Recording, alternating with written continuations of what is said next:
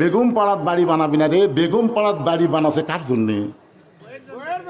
এই যে পলক, আমাদের পলক ই এখন জেলত আছে, আর ওর বউ খালি সেই মজা মারতে পারে, আর বউ সেই মজা মারতে খালি মারিয়া দিছে, ওই খালি ইচ্ছা মতো। আরে পলক, এখন খবর কি? ফান্দে পড়িয়া পলক কান্দে রে। একটু মনোযোগ দিয়ে শুনবেন। আপনি প্রতিদিন তাহাজ্জুদের সময় চলে আসেন, কিন্তু আজকে এই সময় চলে আসলেন কেন? আজকে কি বইয়ের কথা মনে পড়ছে? ওমর ফারুক বললেন, বিবি জান্নাতে যদি যাবার চাও, জান্নাতে যদি যাবার চাও, একটা মেয়ে প্রসব হবে, তার জন্য কি কি দরকার সেই জিনিসগুলো নিয়ে তাড়াতাড়ি বের হও। একটা মেয়ে প্রসব ব্যথায় ভুগতেছে, তার ধারতে গেলে কইতে গেলে যা লাগবে তাই না বের হও। হযরত ওমর বউকে নিয়ে জান্নাতে যাওয়ার কথা বলে বের হলেন, অন্য পৃষ্ঠাতে তাঁবুর মধ্যে ঢুকাই দিলেন। কিছুক্ষণ পরে ওমর ফারুকের বিয়ে বলে, স্বামী গো, ইয়া আমির আল মুমিনিন, আপনার দোস্তকে, বন্ধু ভাইকে বলেন তার বিবি এবং সন্তান সুস্থ আছে। আপনারা তো সুবহানাল্লাহ করলেন, কিন্তু ওই লোকের অবস্থা কি? বউটা যেই বলছে আমির আল মুমিনিন, আপনার বন্ধুকে বলেন তার সন্তান এবং বিবি সুস্থ আছে, সঙ্গে সঙ্গে লোকটা হাঁটু করে বসে কান্দার পরে, আমির আল মুমিনিন, আমি আপনাকে এইভাবে তিরস্কার করলাম, তিনবার সালাম দিলেন, অথচ সালামের উত্তর দিলাম না। ওমর ফারুক লোকটার থুতুনির তলে হাত দেয়া কপালে একটা চুমা খায়, বলতে, ভাইজান আল্লাহর হস্তে আমাকে মাফ করে দাও। আত্তাকুল্লাহ হাক্কা তুকাতিহি, কোরআন আইন যখন চালু হবে সেই মানুষটা কেমন মোত্তাকি হবে একটু খেয়াল করেন। আব্দুল্লাহ বলতেছে, নবীর সাহাবীরা রে, সবাই যখন ঘুমিয়ে গেছে, এমন সময় আমার বাবা আমার দরজায় গিয়ে ডাকতেছে, আব্দুল্লাহ আব্দুল্লাহ বলে। আমি দরজা খুলে তাকায় দেখি বাবার হাতে একটা পাঞ্জাবি। আমি আব্দুল্লাহ হাসি নিয়ে বললাম, বাবা বাইতুল মাল থেকে আমার একটা পাঞ্জাবি দিছে, আপনি আর একটা দিবে রাখছেন? আসলে নেতার বেটা হওয়ার মধ্যে লাভ আছে, একটা পাঞ্জাবি আমাকে দিছে, আপনি আর একটা দিবে রাখছেন। ওমর ফারুক বলে, আব্দুল্লাহ যা বলবি সাবধান হয়ে বলবি। ইন্নাল্লাহা ইয়ামুরুকুম আন তুআদ্দুল আমানাতি ইলা আহলিহা ওয়া ইযা হাকামতুম বাইনান নাস আন তাহকুমু বিল আদল। কোরআন দিয়ে যখন রাষ্ট্র চলবে তখন নেতাদের চরিত্র কেমন হবে আর বর্তমানে কিভাবে চলতেছে একটু খেয়াল করার দরকার আছে না নাই? আমার ওয়াজের মধ্যে আমি বলি, আপনাকে খেয়াল আছে কিনা, 6 বছর আম বাগানের চাষ করে জ্যৈষ্ঠ মাসে দেখতে গেছে আম পাকছে কিনা, যা দেখে গাছের ডালে বসে এক ছোট্ট বাচ্চা পাকা আম পাড়তিছে আর ব্যাগের মধ্যে তুলতেছে। বাগানের মালিক কয়, আমি খাইনি, পরিবারের কেউ খাইনি, আর তুই আমার গাছে ছোড়ে আম পাড়তেছিস, তোর বাপক যা বিচার তোমরা। ছেলে খালি মুসকে মুসকে হাসে। বাগানের মালিক বলে, হাসিস কেন? বলে, হাসার কারণ হলো আমার বাবা কোথায় খুঁজবার যাবেন, আমার বাবাও আর এক গাছে চড়ছে, ওই যে তাকে দেখে, কাকে দেখে ওর পাপ পাপ খালি আম পাড়ার বস্তা ভরায়, গাছের ছায়ায় বসে কান্দার বলে, আল্লাহ বিচার দিমু কার কাছে, বেটাও চোর বাপও চোর। 15.5 বছর এই বাংলাদেশে বিচার দেওয়ার কোনো জায়গা ছিল না। কথা কর না কেন ভাই, বিচার দেওয়ার কোনো জায়গা আছে? বর্তমানেও আমাকে শ্বাসটালে গল্প মারতেছে। আগে ক্ষমতা ছিল আওয়ামী লীগ, সামনে ক্ষমতা আসতেছে বিএনপি, শ্বাসটালে গল্প হচ্ছে। আগে ক্ষমতাটা আওয়ামী লীগ ক্ষমতাটা ছিল রে, আগামীতে বিএনপি আসতেছে। আমি বললাম নাউজুবিল্লাহ নাউজুবিল্লাহ। সাইড থেকে একজন হুজুর নাউজুবিল্লাহ মানে? নাউজুবিল্লাহ মানে তোমার কথা মারাত্মক ভুল। আওয়ামী লীগও ক্ষমতা ছিল না, বিএনপিও ক্ষমতা আসতেছে না, সব সময় যিনি ক্ষমতা আছেন তিনি হলেন আমার আল্লাহ। তো স্টলে সবাই বলতে হুজুর সবসময় ক্ষমতা আল্লাহ আছে, তার দলিল কি? সঙ্গে সঙ্গে আমি তেলাওয়াত করলাম, তারপর কি দেয়? আল্লাহ ক্ষমতা দেয় দেখার জন্য। আল্লাহ হাসিনাদের ক্ষমতা দিছিল, 9 সালে ভোটে ক্ষমতায় আইল, তারপরে 14 সালে বিনা ভোটে 151 জন হওয়া লাগবে, সেটি ভোটই হয়নি, 154 জন। 18 সালে দিনের ভোট রাতে করলো, 22 সালে আবার ড্যামি নির্বাচন করলো। কতগুলা নেতা দেখবেন মঞ্চ উঠতে পারে না, 2 জন হাত ধরা টানে আর 2 জন পাশার ঠেলা মারে। দেখেন এরকম নেতা উঠতে পারে না ভাই রে, 2 জন টানা তোলে আর 2 জন পাথর ঠেলে। ওই নেতা মাইক পাইয়াই ওর প্রথম কথাই হলো খেলা হবে। কে খেলবার গেলে মাজাত বল থাকা লাগবে পাগলা, খেলবার গেলে বল থাকার দরকার আছে না নাই? জোরে কার আছে না নাই? 41 সালের আগে হামাগরব নামাইকে এমন শিরকি কথা বলেছে, আমার আল্লাহ তাআলা 24 সালের 5ই আগস্টে নামায় দিল। এখান থেকে বিশ্বাস করা লাগবে ক্ষমতার মালিক আওয়ামী লীগ না, ক্ষমতার মালিক বিএনপি না, ক্ষমতার মালিক হলেন আমার আল্লাহ। আগামীতে কাকে আল্লাহ ক্ষমতা দিবে এইটা এখনোই বলা যাবে না, কিন্তু গোটা বাংলাদেশ আপনাদের দোয়ায় ওয়াজ করে এতটুকু পর্যন্ত আমি দেখতেছি। আগের দিন বাঘে খাসে, আগের দিন চলবি না, আগের দিন আর চলবি না। মানুষ অনেক সজাগ হয়ে গেছে ভাই। মানুষ এখন আগে কিছুই জানতো না, আগে কিছুই জানতো না, বুঝলেন? ওই যা শুনতো তাই। এখন হাতে হাতে মোবাইল আছে না নাই? সবই দেখতেছে, কারা কি করতেছে, কার আমল নামা কি, সব দেখতেছে। এই জন্যে আগাম কোনো কথা বলা যাবে। একটু মনোযোগ দিয়ে শুনবেন। ওমর ফারুক বলেন, আব্দুল্লাহ তুই কেমনে বিশ্বাস করলি? একটা পাঞ্জাবি বাইতুল মাল থেকে তোরে দেওয়া হয়েছে, আর একটা দিবে রাইছি বাজান, এই পাঞ্জাবিটা আমার ভাগে পড়েছে। এখন তুই বল রে আব্দুল্লাহ, এই ছোট পাঞ্জাবি পরে আমি যদি খুতবা দেই তাহলে দেখতে কেমন লাগে? মুয়াজ্জিনের মুসল্লির কাপড় যদি ছোট হয়, মুসল্লির পাঞ্জাবি যদি ছোট হয় কোনো সমস্যা নেই, কিন্তু ইমামের ছোট হলে আপনার বুঝতেছেন আমার কথা? একজন আমাকে মোবাইল করে বলতে, হুজুর ইমামের দাড়ি যদি 1 মুষ্টির নিচে হয় তার পাশে কি নামাজ হবে? আমি কইলাম, ভাইজান তুমি ইমামের দাড়ি 1 মুষ্টি কেমনে মাপলে? তো হুজুর ইমাম যখন খুতবা দেয় তখন আমি দূর থেকে আন্দাজ করছি, আমার মুড দেখেছি আর দাড়ি দেখছি, হুজুর আমার মনে হয় 1 মুষ্টির কম হবে। আমি বললাম, কে ভাই তোমার দাড়ির খবর কি? আমার নাই। তাই বলে হুজুরের থাকা লাগবে না। যেই দেশে মানুষ ইমামের দাড়ি মুঠ দিয়ে মাপে, আর সেই দেশে কেউ যদি দাড়ি চাচা মোট চাচা লোককে বলে জাতীয় ইমাম, এরা মানবি কথা? এরা মানবি? এক মাথার টুপি দিয়ে এক সালাউদ্দিন মুকুট নেই দাড়ি, উনি কয় জাতীয় ইমাম। জাতীয় নেতা বলবার পারো, কিন্তু জাতীয় ইমাম বাংলার জনগণ সবাইকে মানবে না। জাতীয় ইমাম হওয়ার গেলে তার বাহ্যিক কিছু চেহারা লাগবে, যেটা ছাড়া মানুষ কিন্তু ইক্তেদা করবি। কথা কন্যা গান ইক্তেদা করবে। বেজার হচ্ছেন? আসল কথায় হাত পড়লে তো বেজার হবেন। বাজারলে গরম ভাতে বিলাই বেজার। গরম ভাত কিন্তু ভালো জিনিস, বিলাইয়ের চরিত্র না। একটু মনোযোগ শুনবেন। ওমর ফারুক বলেন, আব্দুল্লাহ তোর পাঞ্জাবিটা আমাকে দান করে দেওয়া যান। আব্দুল্লাহ বাবার চোখের পানি থেকে তার নিজের অংশটুকু বাবাকে দান করে দিল। বাবা আব্দুল্লাহর অংশ, নিজের অংশ নিয়ে যখন রওনা দিয়েছে, আব্দুল্লাহ পিছনে পিছনে হাঁটতে। মনোযোগ দিয়ে শুনবেন। মশরিকে হুব্বে মুহাম্মদ, সকলে বলি সাল্লাল্লাহু আলাইহি ওয়াসাল্লাম। मतलाए दीवानी माँ, मतलाए खुर्शीद इश्कास, सीनाए सुजाने माँ, बलागल उला बिकमालिही, कशाफत दुजा बिजमालिही, हसनत जमीओ खसालिही, सल्लो अलैहि व आलिही, अल्लाहुम्मा आमीन। জান্নাতের বাগান থেকে জান্নাতি মানুষদেরকে নিয়ে আমি গুনাহগার তোমার রহমতের দরজায় দুখানা হাত তুলেছি আল্লাহ। হাসরের ময়দানে জাব্বার আর কাহার নামে রূপ নিয়ে তুমি যখন বিচার শুরু করবে, তোমার সামনে দাঁড়ায়া সমস্ত নবীরা নাফসি নাফসি বলে কাঁদতে থাকবে। এমন কঠিন অবস্থা হাসরে হবে, সেদিন সমস্ত নবী তার উম্মতকে ভুলে যাবে, শুধু বলবে আল্লাহ আমার কি হবে, আমার কি হবে। একমাত্র দরদি নবী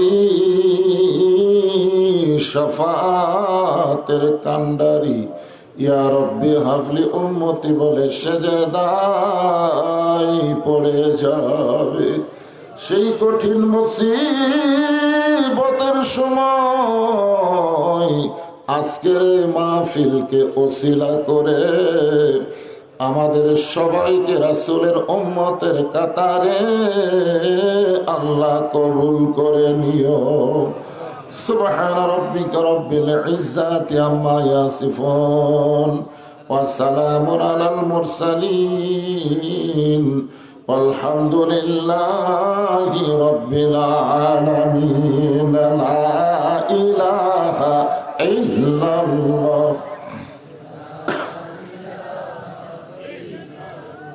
আল্লাহর জিকির করতে কোনো কৃপণতা নাই, জবান খুলে মহব্বতে লা ইলাহা ইল্লাল্লাহ, লা ইলাহা। চাঁদ সূর্য যারা গ্রহ তারা আল্লাহ নামের পাগল পারা। চাঁদ সূর্য যারা গ্রহ তারা আল্লাহ নামের পাগল পারা। আমার আল্লাহ নামের এতই দয়া, আল্লাহ নামের এতই মায়া, লুকিয়ে রাখছেন হে আল্লাহ জোরে লা ইলাহা ইল্লাল্লাহ, লা ইলাহা ইল্লাল্লাহ মুহাম্মাদুর রাসূলুল্লাহ।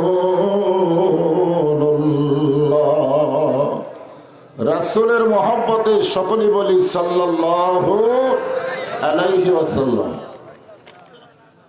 বিল হামলা মদিনাতুল উলুম ইসলামিয়া কওমিয়া তমিজউদ্দিন হাফিজি মাদ্রাসা কমিটি কর্তৃক আয়োজিত আজকের এই ৪৬তম তাফসীরুল কোরআন মাহফিল।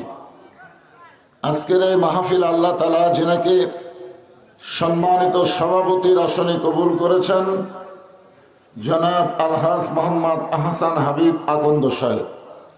আজকের এই মাহফিলের সম্মানিত সভাপতিকে অন্তরের অন্তঃস্থল থেকে আমি শুভেচ্ছা জ্ঞাপন করছি এবং দোয়া করছি এরকম দানবীরকে আল্লাহ তাআলা হায়াতে দায়িবা সাফায়ে কুল্লিয়া দান করুন, সকল বলে আমিন।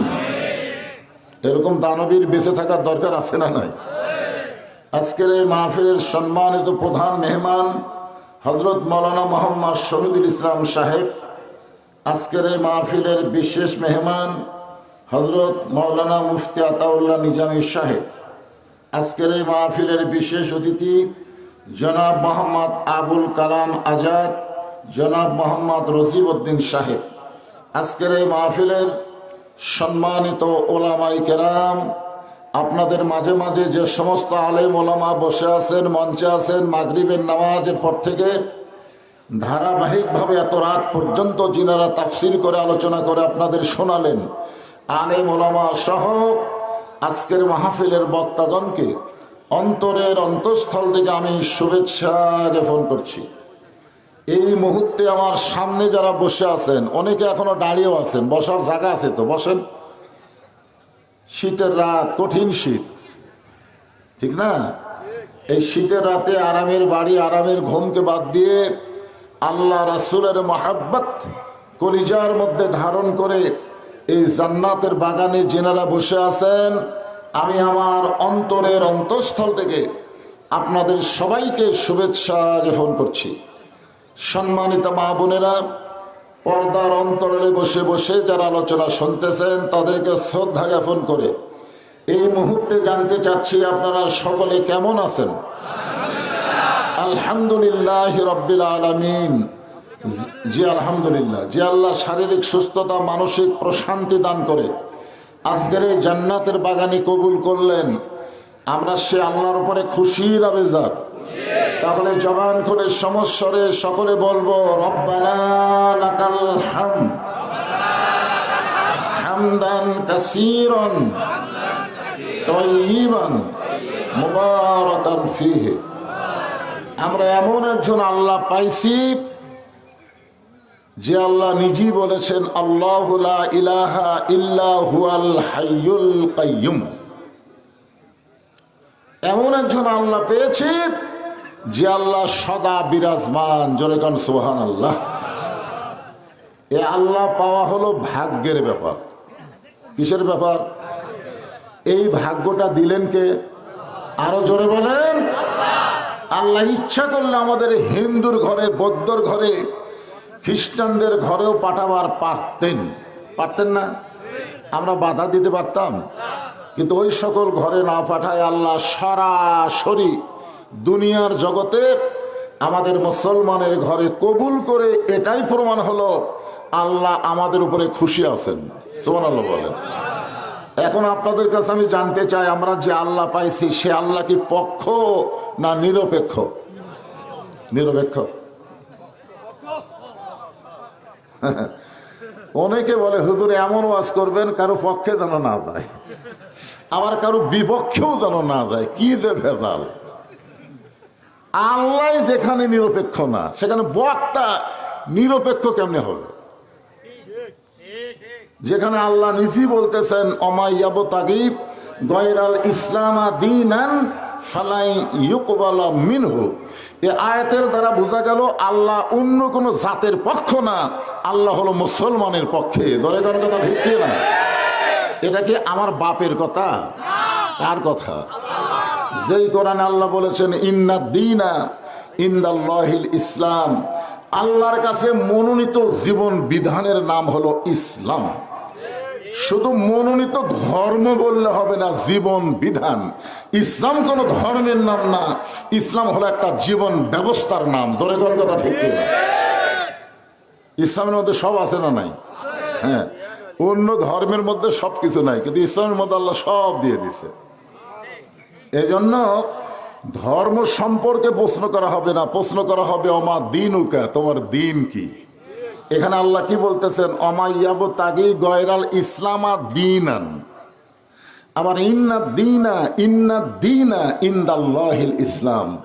এই দুই আয়াতের মধ্যে আমরা কি পেলাম? ধর্ম পেলাম না দিন পেলাম? কথা বলা লাগবে। দিন। এখান থেকে প্রমাণ হয়ে গেল আল্লাহ আমাদের পক্ষে। সুবহানাল্লাহ বলেন।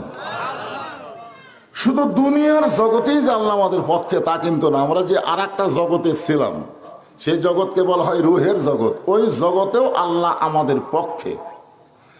আল্লাহ যদি পক্ষে না হতেন, দুনিয়ার জগতে আমাদের মুসলমানের ঘরে কবুল করতেন না। সর্বসাকল্যের জগৎ হলো কয়টা? তিনটা। আমার আঙ্গুলের দিকে তাকান, ধরে কোন কয়টা? এক জগতে ছিলাম, এক জগতে আছি, আর এক জগতে যাচ্ছি। যাব না, যাচ্ছি। যাব ওটা ভবিষ্যৎকাল। আমরা প্রত্যেক ধাপে ধাপে, প্রত্যেক কদমে কদমে আমরা কিন্তু ওই জগতের দিকে অগ্রসর হচ্ছি। জোরে কোন কথা ঠিক কি না? আপনারা কি মনে করেন বুড়িগঞ্জ বাজারে বীর হামলা মাদ্রাসা যাচ্ছেন, এখান থেকে আবার বাড়ি যাবেন? তা নয়। প্রত্যেকটা কদমে কদমে আমাদের হায়াতকে অতিক্রম করে আমরা আখেরাতের জগতের দিকে রওনা দিয়েছি। জোরে কোন কথা ঠিক কি না? তাহলে এখানে আপনারা মানে নেন এক জগতে ছিলাম, এটা ঠিক? মনে আছে? নাই। মনে আছে কে পাইরে? তাল হতে একবার তাল মিলালে হবে না, বুঝে শুনে কথা বলা লাগবে। রুহের জগতে আমরা ছিলাম, এটা ঠিক, আমরা বিশ্বাস করি, কিন্তু মনে নাই। ঠিক কিনা বলেন?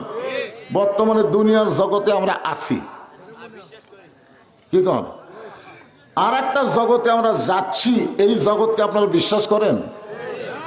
ওই জগতে বিশ্বাস করলে দুনিয়াতে কেউ অন্যায় কাজ করতে পারবে না, কারণ যাওয়ার কোনো তারিখ নাই। ধরে কন কি নাই? এই দুইজনকে কি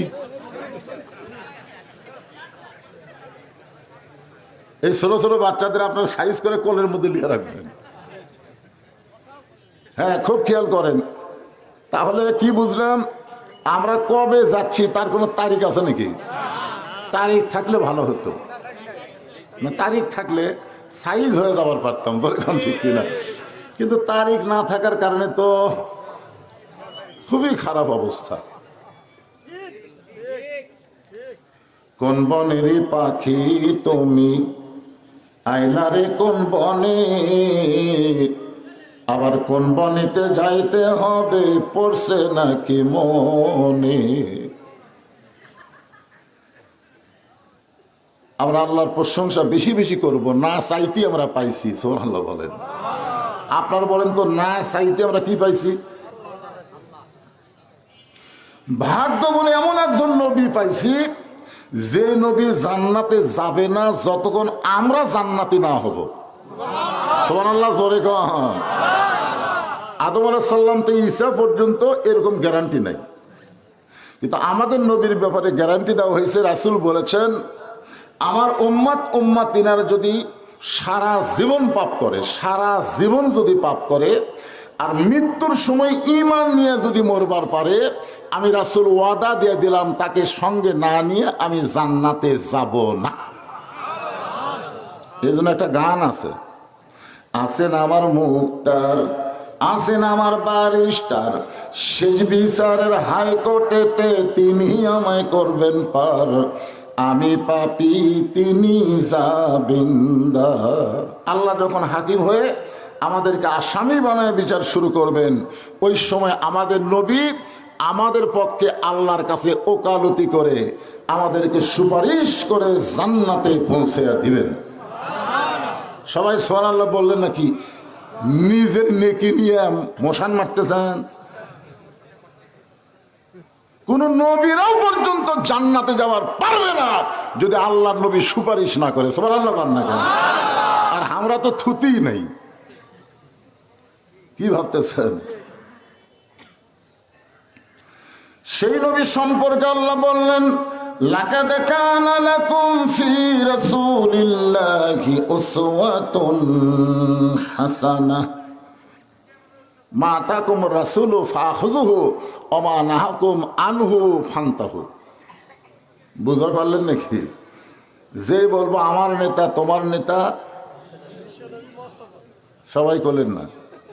সারাদিন এক নেতার বদলে করেন, মাঝে মাঝে স্লোগান মারেন আমার নেতার চরিত্র ফুলের মতন পবিত্র, খুঁজলে দেখেন নামাজ পড়ে না এক ওয়াক্ত। এই সকল নেতার পিছনে ঘুরে ঘুরে জীবন তো শেষ করলেন। আজকে একটা ডাঁটের স্লোগান দিবেন, আমি যদি বল আমার নেতা তোমার নেতা, সকলে বলবেন বিশ্ব নবী মোস্তফা আমার নেতা তোমার নেতা। বিশ্ব নবীর চরিত্র ফুলের মতো না, ফুলের চাইতেও। চরিত্রের সার্টিফিকেট কে দিয়েছে? আমাদের নবীর চরিত্রের সার্টিফিকেট স্বয়ং আল্লাহ দিয়েছেন। ওয়া ইন্নাকা লাআলা খুলুকিন আযীম। আল্লাহ ৯৯টা নামের মধ্যে আজিম একটা নাম আছে, আছে না নাই? সেই মহামণ্ডিত নামটা আমাদের নবীর চরিত্রের মধ্যে আল্লাহ ঢুকায় দিয়ে, যার তার পিছনে যাওয়া যাবে না, বিশ্ব নবীর আদর্শকেই গ্রহণ করা লাগবে। জোরে কোন ঠিক কিনা?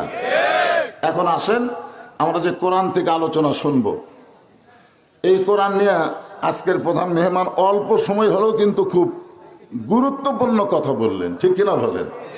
আসলে কার ভিতরে কোন নিয়ামত আছে আমরা কি জানি?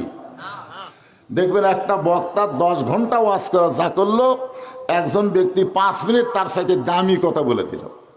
আপনার কি শুনবার আছেন? বুঝলেন? আমার এই শ্বশুর এলাকা, এটা কিন্তু আমার শ্বশুর এলাকা। আমার এক সময় আমি অনেক ওয়াজ করছি, কিন্তু পরে দেখলাম এই এলাকার শ্রোতারা হলো আলগা শ্রোতা। ধরে কোন কি শ্রোতা? আলগা। ওয়াজ যদি সাটে তাহলে ডাবে, না সাটলে চলে যায়। এই আলগা শ্রোতার চরিত্র হলো এরা বক্তার আকর্ষণে আসে, এরা আল্লাহর কোরআনের আকর্ষণে আসে না। আপনারা কি কন? বক্তার আকর্ষণে যদি সারা জীবন ওয়াজ শোনেন, হেদায়েতের কোনো গ্যারান্টি। কিন্তু আল্লাহর কোরআনের ওয়াজ শুনলে আল্লাহ বলেছেন জালিকাল কিতাবুল লা রাইবা ফি হুদাল লিল মুত্তাকিন। এই কোরআন থেকে হেদায়েত পাওয়া যাবে। আকর্ষণ তৈরি করতে হবে বক্তা না কোরআন। আপনাদের এলাকায় আলগা শ্রোতা বেশি। পরের দিন চাষটলে গল্প করবে, এই বুড়িগঞ্জ এলাকায় যতগুলো মাহফিল হলো কোন বক্তার ওয়াজ ছাড়ছে, চাষটলে গল্প করবে। আমি তো এগুলো জানি রে ভাই, জানার কারণে এলাকা থেকে বহু দাওয়াত আমার কাছে যায়, আমি শরমে নেই না এই আলগা শ্রোতার কারণে।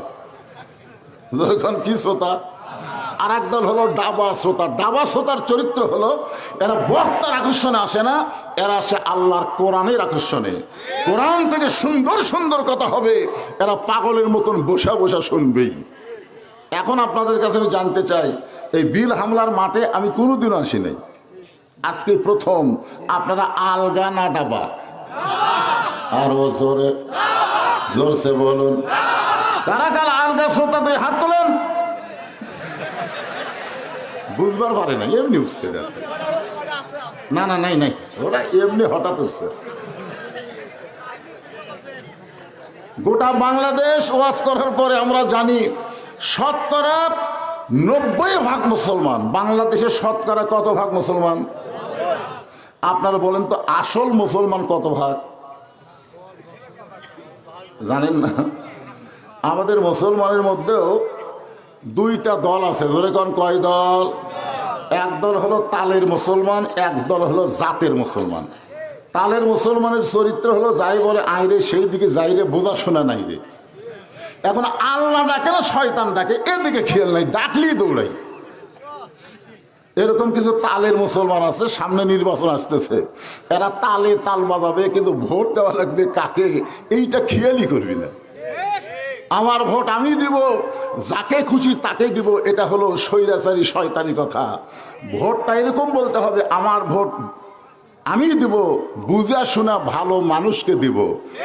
মার কার উপর ভোট হবে না, ভোট হবে ভালো মানুষ দেখে। জোরে করেন কথা ঠিক কিনা? আর একটা হলো জাতের মুসলমান। জোরে বলেন কি মুসলমান? কেউ ডাকলেই সেদিকে যায় না, আগে দেখে ডাকটা ঠিক আছে কিনা।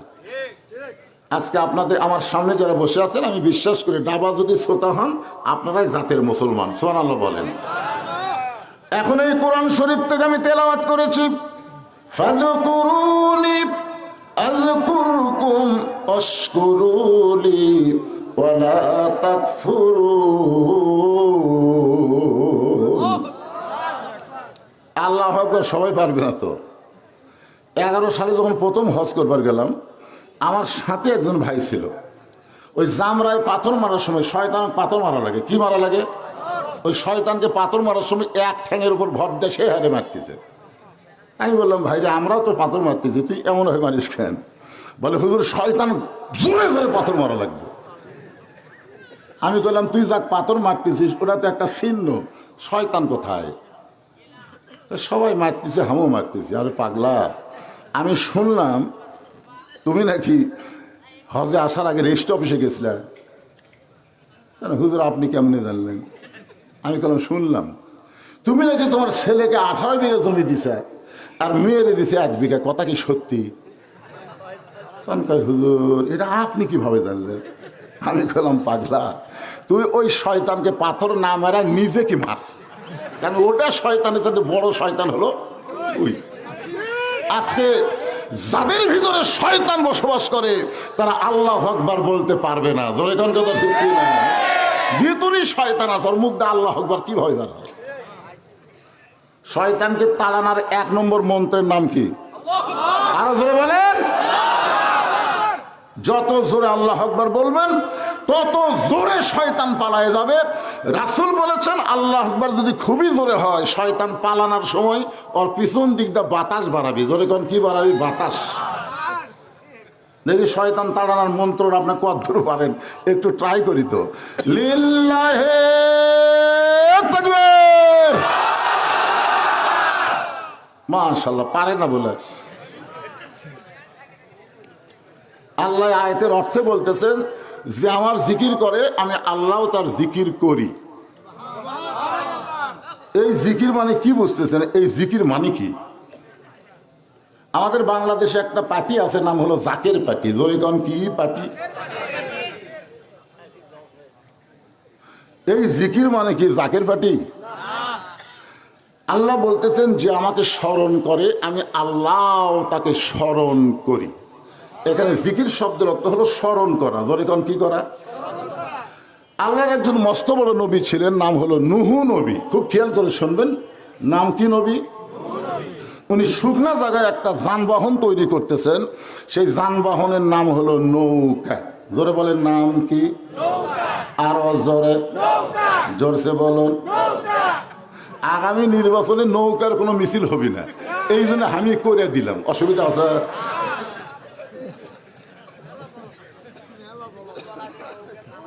শোনেন, নৌকা জ্বলাইনি রে পাগল, নৌকা হচ্ছে আল্লাহর হুকুমে এই পৃথিবীতে সর্বপ্রথম যানবাহন, যেইটা মিস্ত্রি হলেন একজন নবী। জোরে কান সুবহানাল্লাহ। এখানে নৌকার কোনো দোষ আছে? হ্যাঁ।